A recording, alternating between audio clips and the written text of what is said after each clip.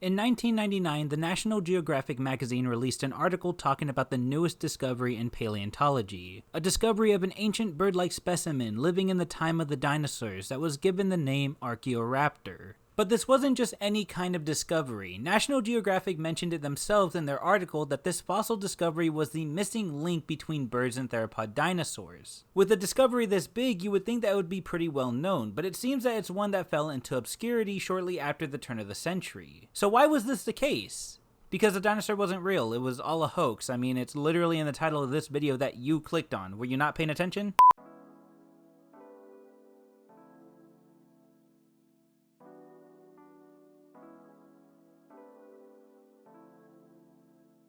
So when National Geographic released this article to the public over 20 years ago, they made the Archaeoraptor out to be a real discovery. But after it was examined by people that are no doubt much more qualified in this field, it was noted that the specimen was most likely a fake. When the people at National Geographic eventually found out that this discovery was possibly nothing more than a fraud, they were quick to retract their article that so clearly made it out to be a real finding, which I'm sure misled many at the time that read it. So how did this even happen? How were the people running the National Geographic magazine at the time not able to catch this mistake? Were they completely at fault here, or were there other things happening behind the scenes? And more importantly, who was behind this scandal?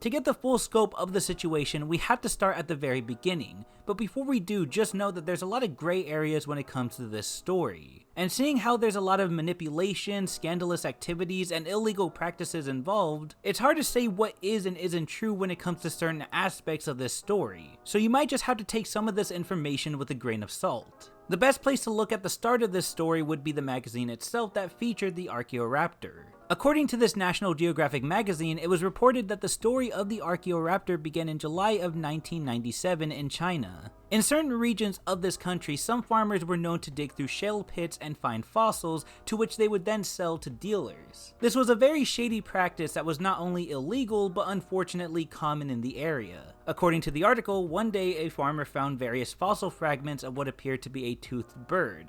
What made it more unique were the feather impressions it had along the bones. Because this fossil was in pieces though, the farmer would attempt to place and cement the fragments together in a way that he thought was correct, simply because a more complete fossil would make it more valuable and expensive. What resulted from this fossilized jigsaw puzzle was a dinosaur that had an appearance similar to that of a dromaeosaur. Regardless of what it looked like, the farmer would then sell it to an unknown dealer who then somehow smuggled it into the US. From here, there were rumors going on that there was a fossilized bird in the hands of some anonymous person or persons, and it was making its way around the black market. Specifically, these rumors seem to have begun in 1998 in an annual convention of the Society of Vertebrate Paleontology. Months later, the fossilized bird would somehow end up in a mineral show in Arizona in February of 1999. It's unknown who smuggled the fossil out of China and into the States, and between the event of its supposed discovery in 1997 to its appearance at this mineral show in 1999 are completely unspecified. It just somehow made its way to Arizona by an anonymous figure who was looking to sell the piece. And this person would succeed because this fossil of this fake dinosaur would eventually be purchased by a small Utah museum for $80,000. And the people who run this museum, who are named Stefan and Sylvia Zerkas, weren't even paleontologists or even had a university degree for that matter. And by the way, yes, I'm completely aware that I could be completely mispronouncing the word Zerkas, but I'm gonna keep calling it that for the rest of this video. If it really bugs you guys that much, go ahead, leave that dislike, I really don't care. According to an article by Nature, Zerkas was a self-educated dinosaur enthusiast and artist who runs the non-profit Dinosaur Museum in the small town of Blanding, Utah. Despite this, Zerkas is still known and respected in this community as he's helped many museums when it comes to creating dinosaur displays. This will be important in a little bit here. So apparently, he and his wife Sylvia purchased the remains with the help of their patrons for the sake of studying the fossil for themselves, and even said that they would return it to China. Of course, they wanted to show off their new fossil, so the plan was to keep it up for display in their museum for about 5 years first, then return it to China. But things obviously happened very differently for this fossil. So while all of this was going on, Zerkas was writing a paper on the fossil in the hopes of submitting it to a major journal. but wanted an expert to come take a look at the fossil to give a better opinion on it. And because Zirkus was well respected in this community, he was able to get in contact with paleontologist Phil Curry. Phil Curry is pretty well known in this field as he's been working in paleontology for over 25 years. And obviously, working in this field for so long, he's contributed a lot to paleontology, and it's clear that he would be the man for the job. Curry would take on the job of examining the fossil, which took place in March of 1999. And it didn't take long for Curry to notice that there was just something off about this fossil, mainly in the tail region, and that was the fact that the tail had no real connection to the rest of the body. To ensure this was the case, Curry had enlisted Dr. Timothy Rowe, a CT scan operator, to scan the fossil for him to get a better view of what they were looking at. Months would go by, and finally, in July of 1999, Rowe would come out with the results showing that Curry's observations with the tail having no connection to the rest of the body was correct. But not only that, the CT scans also showed that the legs were also not a part of this body either. When this information was presented to Zirkus pressured Curry and Rowe to keep quiet about this new discovery on the fossil for now. But he was too late for that because at some point during all of this, Curry does get in contact with the National Geographic Society to tell them about this find, which would eventually lead to them wanting to feature it in their magazine. But before any moves were made, a few things had to be set in stone first. First off, the editor of the magazine, Bill Allen, forced everyone who was working on this project to stay silent about it as a way to give the National Geographic exclusivity on this story. Second off, the National Geographic team would send in their art editor, Christopher Sloan, the very man who would write the infamous article on the Archaeoraptor, to Utah to make it clear to Zirkus that they would only write about this find in National Geographic if he promised to return the fossil to China after the story was published, to which Zirkus agreed to. It should be noted that this was also the same deal that Zirkus made with Curry to get him to study the fossil for reasons I don't fully know. I'm assuming because he's a paleontologist, it was more for the sake of principles than anything else. Regardless, this is what had to be done for this story to happen and become a success. And even though the project had expanded, Curry decided to get in contact with the Institute of Vertebrate Paleontology and Paleoanthropology in Beijing, and recruited another member to this team.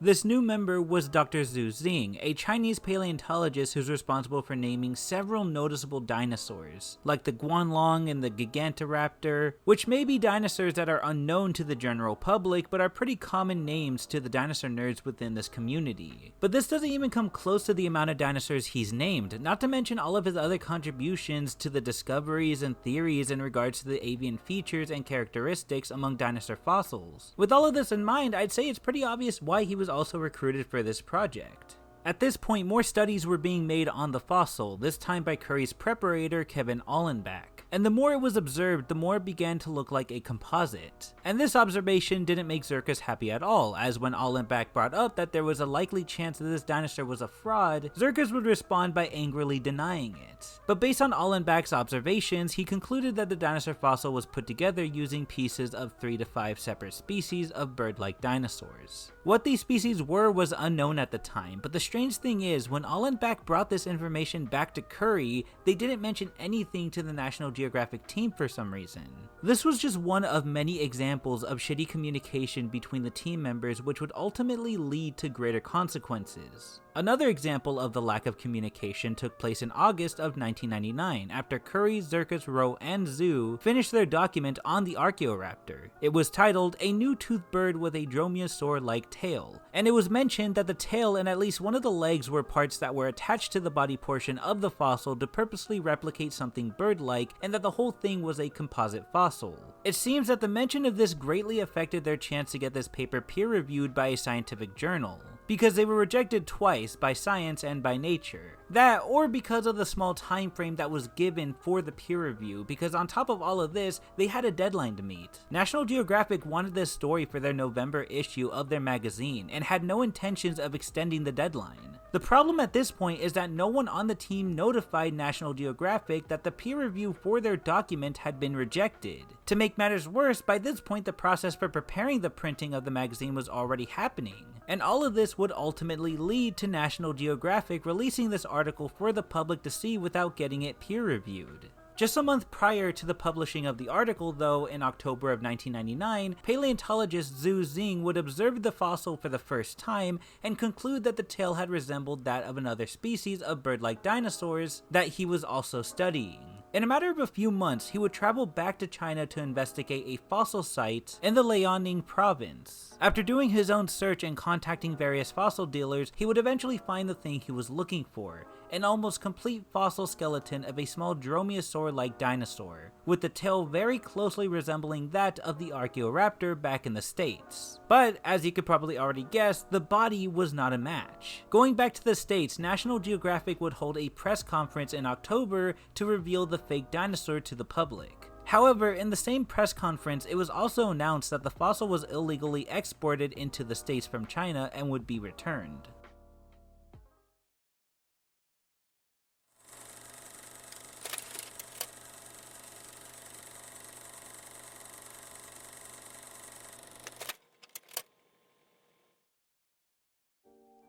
Finally, about a month later, in November of 1999, the article was finally published, and things didn't go over so well. There had been complaints and angry letters sent in, but the most notable one was written by Stores L. Olson, who was the curator of birds in the National Museum of Natural History of the Smithsonian Institution. In this letter, he pretty much accused the writer, Christopher Sloan, for taking over the choosing of the name for the new find and decided to publish the article with the name Archaeoraptor leoningensis without getting the article peer-reviewed first. And yes, as far as the peer review goes, they did give the dinosaur a name as if it was official, but technically it wasn't. But how much fault Sloan had in all of this is debatable, as there had been many issues behind the scenes that would lead up to this very situation. Then a month later, on December 20th, Zhu emailed all of his colleagues on the project along with National Geographic of his findings and concluded that Archaeoraptor was a composite. When the people over at National Geographic found out about this greatly angered Bill Allen, the editor for the magazine. He enlisted another writer, Lewis M. Simmons, to do an internal investigation on the matter to see where they went wrong and figure out who was behind this scandal. Simmons would do an extensive search and would return to write an article on the whole situation. In October of 2000, nearly a year after the initial publication of the article on Archaeoraptor, Simmons would write an article for National Geographic about the entire scope of the matter and stated that not only was the Archaeoraptor indeed a composite, but everyone involved with this project had their fair share of faults that would lead to the misleading article. And when you look back at everything, the miscommunication, the lies, the act of withholding information, and the illegal or unconventional practices, it's hard to disagree that everyone here played a role in this in one way or another. But everyone seemed to have taken it to the chin, as the Zirkas admitted their mistakes in the matter, and Curry and the other people over at National Geographic had expressed their own regrets to the situation. And finally, after 3 years of confusion and stress, the fake dinosaur Archaeoraptor was sent back to China in 2000.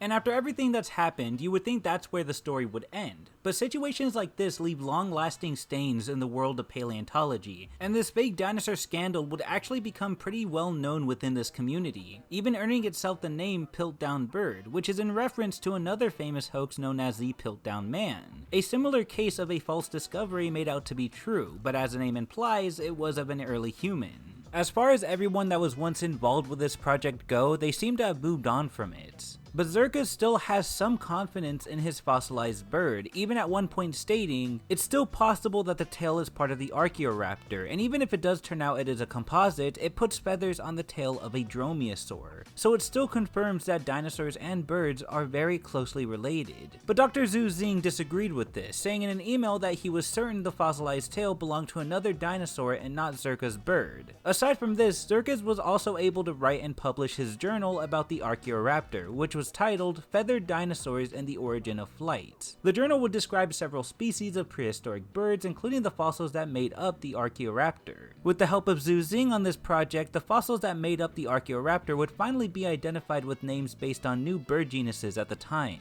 According to Zhu, the upper portion of the fossil probably belonged to an Archaeovolans, and there may be even portions of another species known as Eunornis within this fossil.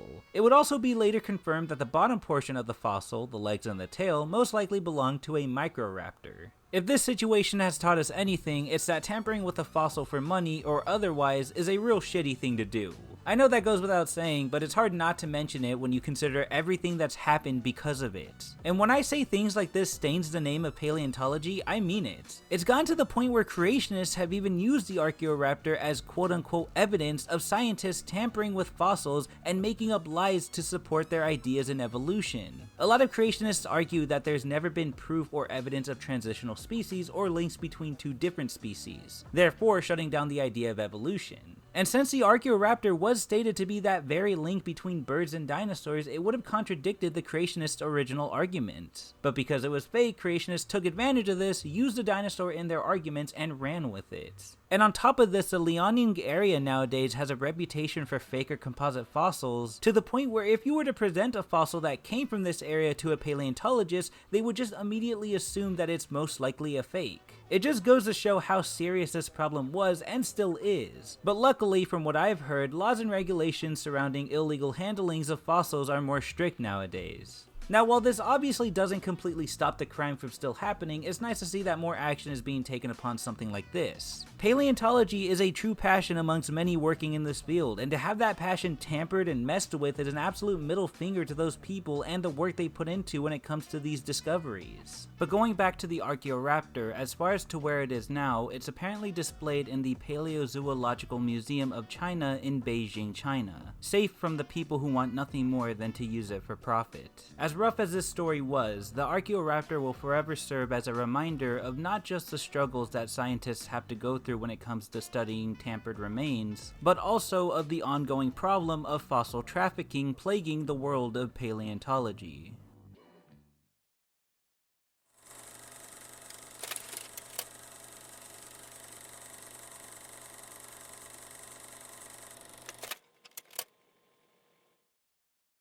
Thank you guys so much for watching this video. Hopefully it doesn't take me forever to get out, and if it does, just know it was because of just the sheer amount of information there was in this video, and just there was a lot that happened and there were a lot of names to cover, and overall it was just impossible for me to not include everything. It was a very fun read and fun to research, and you know, it felt like I was reading like a book, and I was just very invested into the story, and like every time I finished a page, I couldn't like put it down. I needed to turn the next page and see what was gonna happen, you know. So yeah, this was very fun to make into a video, so I hope you guys enjoyed it. But yeah, aside from that, I also just wanted to take this time to kind of give you guys a bit of an update on, you know, how things are going, seeing how summer is ending soon. We have about, you know, a month left, I think. And the reason why I'm pointing this out is because as soon as summer is over, you know, for me, I have to go back to classes in the fall, which, yay, is gonna be fun. I have to do another semester of online courses, by the way. Not because of COVID, it's actually by choice, but I don't think I'm prepared to go back to face-to-face classes. I think I'm gonna give it another semester. So with that said, I may have a little bit more time to be able to make some content, but you guys, you know, a lot of you newcomers came during the summer when my schedule I don't really have a schedule, but when my uploads were a bit more frequent because I had more time during the summer to make content. But now I have to juggle everything on top of school, and you know, when it starts back up in the fall, so when it comes to content, obviously it's not really the priority. You know, it doesn't mean I'm going to completely stop, but just, you know, be prepared for maybe more infrequent uploads. It kind of just depends on, you know, what my schedule is looking like and if I have any free time during the day, I guess, to just make content. But again, it's not the priority, so I'm not trying to like distract myself or anything. I still gotta prioritize my stuff. So yeah, I just wanted to throw that out there that, you know, I am gonna do my best to try to put out a little bit more content before the summer ends, but you know, I don't want to rush anything. So whatever comes out, and if it's 1 or 2 videos, fine. If it's no videos, okay. Like, I'm not gonna try to stress about it too much. But yeah, I just want to thank you guys so much for, you know, bearing with me with this very unorganized and infrequent upload schedule. Not that it's even really a schedule, you know, there's nothing about it that makes it a schedule. But more than anything, thank you guys so much for just watching this video. But yeah, that's pretty much all I have to say for now. Thank you guys so much for watching, and please Have a nice day.